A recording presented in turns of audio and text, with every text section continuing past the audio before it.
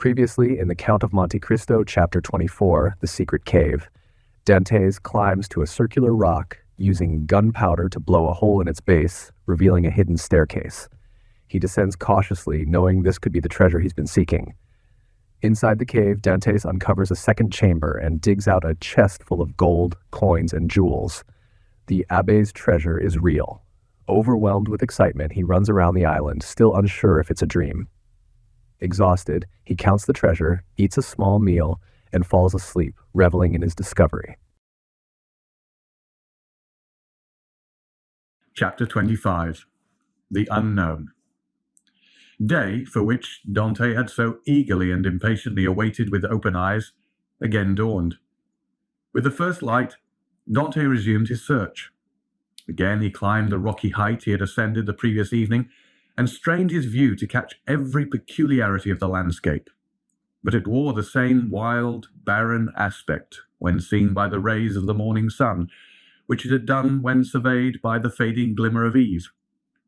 Descending into the grotto, he lifted the stone, filled his pockets with gems, put the box together as well and securely as he could, sprinkled fresh sand over the spot from which it had been taken, and then carefully trod down the earth to give it everywhere a uniform appearance. Then, quitting the grotto, he replaced the stone, heaping on it broken masses of rocks and rough fragments of crumbling granite, filling the interstices with earth, into which he deftly inserted rapidly growing plants, such as the wild myrtle and flowering thorn. Then, carefully watering these new plantations, he scrupulously effaced every trace of footsteps, leaving the approach to the cavern as savage-looking and untrodden as he had found it. This done, he impatiently awaited the return of his companions. To wait at Monte Cristo for the purpose of watching like a dragon over the almost incalculable riches that had thus fallen into his possession satisfied not the cravings of his heart, which yearned to return to dwell among mankind, and to assume the rank, power, and influence which are always accorded to wealth, that first and greatest of all the forces within the grasp of man. On the sixth day, the smugglers returned. From a distance, Dante recognized the rig and handling of the young Amelia, and dragging himself with affected difficulty towards the landing place, he met his companions, with an assurance that, although considerably better than when they quitted him, he still suffered acutely from his late accident. He then inquired how they had fared in their trip. To this question, the smugglers replied that, although successful in landing their cargo in safety, they had scarcely done so when they received intelligence that a guard ship had just quitted the port of Toulon and was crowding all sail towards them. This obliged them to make all speed they could to evade the enemy, when they could but lament the absence of Dante, whose superior skill in the management of a vessel would have availed them so materially. In fact, the pursuing vessel had almost overtaken them when fortunately night came on, and enabled them to double the Cape of Corsica, and so elude all further pursuit. Upon the whole, however, the trip had been sufficiently successful to satisfy all concerned, while the crew, and particularly Jacopo, expressed great regrets that Dante had not been an equal sharer with themselves in the profits, which amounted to no less than a sum than 50 piastre each. Edmond preserved the most admirable self-command, not suffering the faintest indication of a smile to escape him at the enumeration of all the benefits he would have reaped had he been able to quit the island. But as the young Amelia had merely come to Monte Cristo to fetch him away, he embarked that same evening and proceeded with the captain to Leghorn. Arrived at Leghorn, he repaired to the house of a Jew, a dealer in precious stones, to whom he disposed of 4 of his smallest diamonds for 5,000 francs each. Dante half feared that such valuable jewels in the hands of a poor sailor like himself might excite suspicion, but the cunning purchaser asked no troublesome questions concerning a bargain by which he gained a round profit of at least 80%. The following day, Dante presented Jacopo with an entirely new vessel, accompanying the gift by a donation of 100 piastres, that he might provide himself with a suitable crew and other requisites for his outfit, upon condition that he would go at once to Marseille for the purpose of inquiring after an old man named Louis Dantès, residing in the Allée de Meillan, and also a young woman called Mercedes, an inhabitant of the Catalan village. Jacopo could scarcely believe his senses at receiving this magnificent present, which Dantès hastened to account for by saying that he had merely been a sailor from whim and a desire to spite his family, who did not allow him as much money as he liked to spend, but that on his arrival at Leghorn he had come into possession of a large fortune left him by an uncle, whose sole heir he was. The superior education of Dantès gave an air of such extreme probability to this statement that it never once occurred to Jacopo to doubt its accuracy. The term for which Edmond had engaged to serve on board the young Amelia having expired, Dantès took leave of the captain, who had first tried all his powers of persuasion to induce him to remain as one of the crew. But having been told the history of the legacy, he ceased to importune him further. The following morning, Jacopo set sail for Marseille, with directions from Dantès to join him at the island of Monte Cristo. Having seen Jacopo fairly out of the harbour, Dantès proceeded to make his final adieu on board the young Amelia, distributing so liberal a gratuity among her crew as to secure for him the good wishes of all, and expressions of cordial interest in all that concerned him. To the captain he promised to write when he had made up his mind as to his future plans. Then Dantès departed for Genoa. At the moment of his arrival, a small yacht was under trial in the bay. This yacht had been built by order of an Englishman, who, having heard that the Genoese excelled all other builders along the shores of the Mediterranean in construction of fast-sailing vessels, was desirous of possessing a specimen of their skill. The price agreed upon between the Englishman and the Genoese builder was 40,000 francs. Dantès, struck with the beauty and capability of the little vessel, applied to its owner to transfer it to him, offering 60,000 francs upon condition that he should be allowed to take immediate possession. The proposal was too advantageous to be refused, the more so as the person for whom the yacht was intended had gone upon a tour through Switzerland, and was not expected back in less than 3 weeks or a month, by which time the builder reckoned upon being able to complete another. A bargain was therefore struck. Dantès led the owner of the yacht to the dwelling of a Jew, retired with the latter for a few minutes to a small black-backed parlour, and upon their return the Jew counted out to the shipbuilder the sum of 60,000 francs in bright gold pieces. The delighted builder then offered his services in providing a suitable crew for the little vessel, but this Dantès declined with many thanks, saying he was accustomed to cruise about quite alone, and his principal pleasure consisted in managing his yacht himself.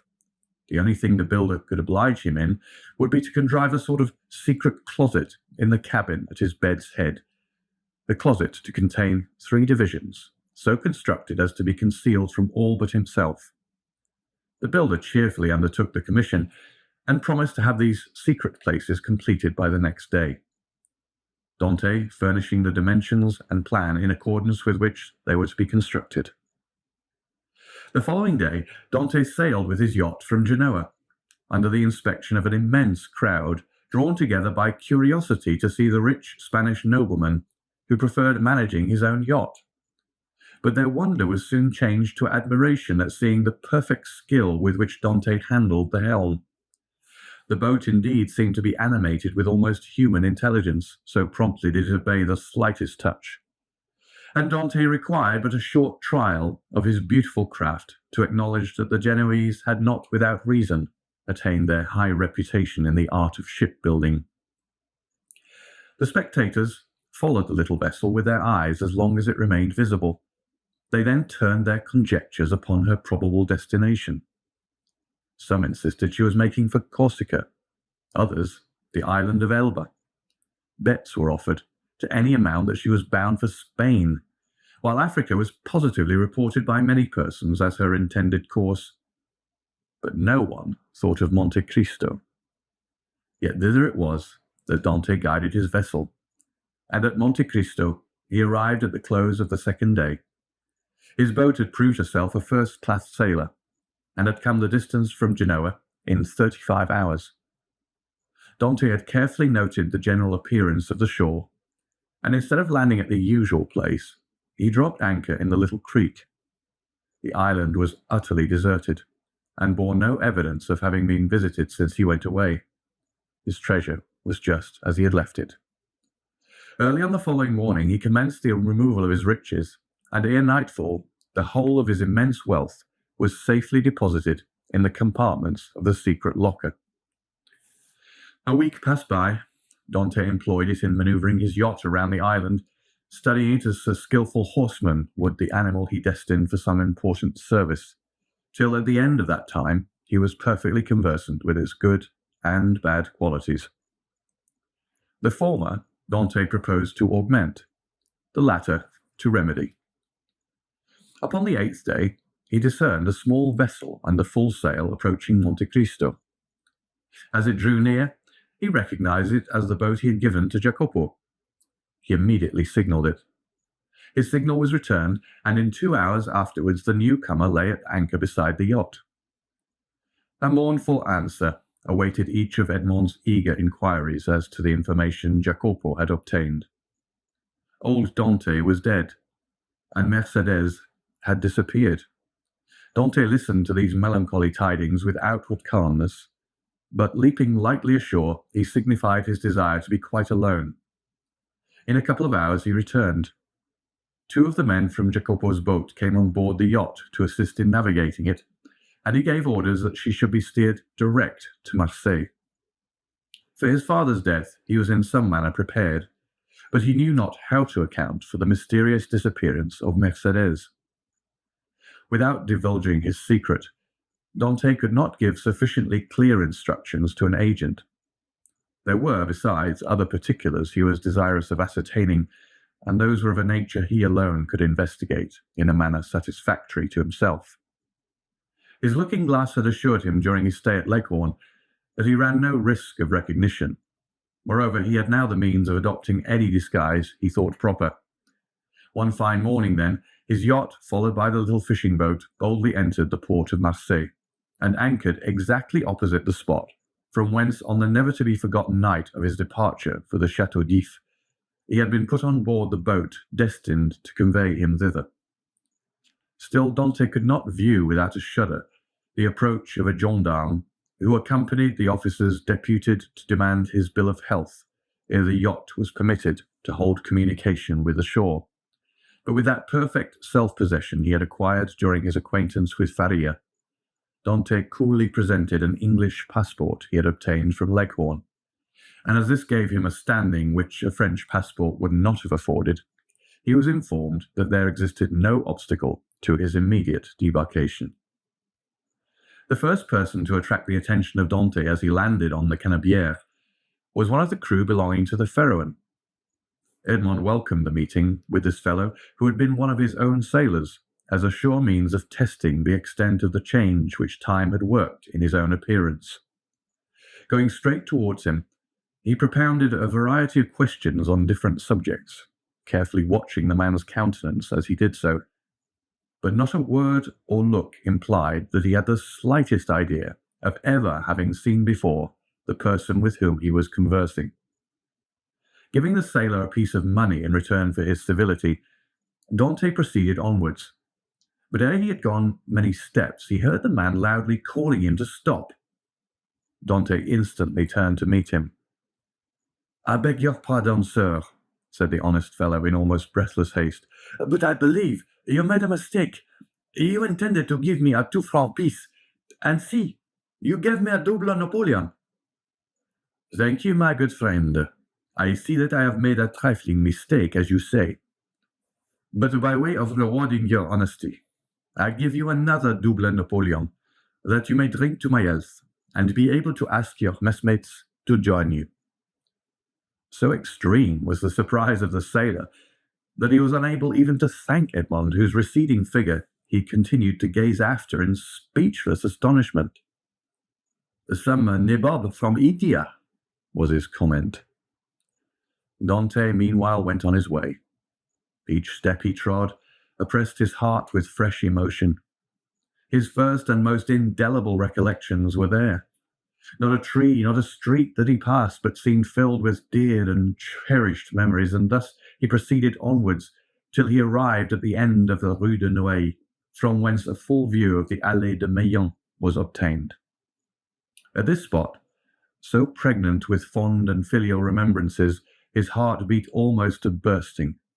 His knees tottered under him, a mist floated over his sight, and had he not clung for support to one of the trees, he would inevitably have fallen to the ground and been crushed beneath the many vehicles continually passing there. Recovering himself, however, he wiped the perspiration from his brows, and stopped not again till he found himself at the door of the house in which his father had lived. The nasturtiums and other plants which his father had delighted to train before his window had all disappeared from the upper part of the house. Leaning against a tree, he gazed thoughtfully for a time at the upper stories of the shabby little house. Then he advanced to the door and asked whether there were any rooms to be let. Though answered in the negative, he begged so earnestly to be permitted to visit those on the 5th floor that, in despite of the oft-repeated assurance of the concierge that they were occupied, Dantès succeeded in inducing the man to go up to the tenants and ask permission for a gentleman to be allowed to look at them. The tenants of the humble lodging were a young couple who had been scarcely married a week, and seeing them, Dantès sighed heavily. Nothing in the 2 small chambers forming the apartments remained as it had been in the time of the elder Dantès. The very paper was different, while the articles of antiquated furniture with which the rooms had been filled in Edmond's time had all disappeared. The 4 walls alone remained as he had left them. The bed, belonging to the present occupants, was placed as the former owner of the chamber had been accustomed to have his, and in despite of his efforts to prevent it, the eyes of Edmond were suffused in tears as he reflected that on that spot the old man had breathed his last, vainly calling for his son. The young couple gazed with astonishment at the sight of their visitor's emotion, and wondered to see the large tears silently chasing each other down his otherwise stern and immovable features. But they felt the sacredness of his grief, and kindly refrained from questioning him as to its cause, while with instinctive delicacy they left him to indulge his sorrow alone. When he withdrew from the scene of his painful recollections, they both accompanied him downstairs, reiterating their hope that he would come again whenever he pleased, and assuring him that their poor dwelling would ever be open to him. As Edmond passed the door on the 4th floor, he paused to inquire whether Catalans, the tailor, still dwelt there, but he received for reply that the person in question had got into difficulties, and at the present time kept a small inn on the route from Bellegarde to Beaucaire. Having obtained the address of the person to whom the house in the Allée de Meillan belonged, Dantès next proceeded thither, and under the name of the Lord Wilmore, the name and title inscribed on his passport, purchased the small dwelling for the sum of 25,000 francs, at least 10,000 more than it was worth. But had its owner asked 500,000, it would unhesitatingly have been given. The very same day, the occupants of the apartments on the 5th floor of the house, now became the property of Dantès, were duly informed by the notary, who had arranged the necessary transfer of deeds, etc., that the new landlord gave them their choice of any of the rooms in the house, without the least augmentation of rent, upon condition of their giving instant possession of the 2 small chambers they at present inhabited. This strange event aroused great wonder and curiosity in the neighbourhood of the Allée de Meillan, and a multitude of theories were afloat, none of which was anywhere near the truth. But what raised public astonishment to a climax, and set all conjecture at defiance, was the knowledge that the same stranger who had in the morning visited the Allée de Meillan had been seen in the evening walking in the little village of the Catalans, and afterwards observed to enter a poor fisherman's hut, and to pass more than an hour in inquiring after persons who had either been dead or gone away for more than 15 or 16 years. But on the following day, the family from whom all these particulars had been asked received a handsome present, consisting of an entirely new fishing boat, with 2 seine and a tender. The delighted recipients of these munificent gifts would gladly have poured out their thanks to their generous benefactor, but they had seen him, upon quitting the hut, merely give some orders to a sailor, and then, springing lightly on horseback, leave Marseille by the Porte d'Aix. End of chapter 25.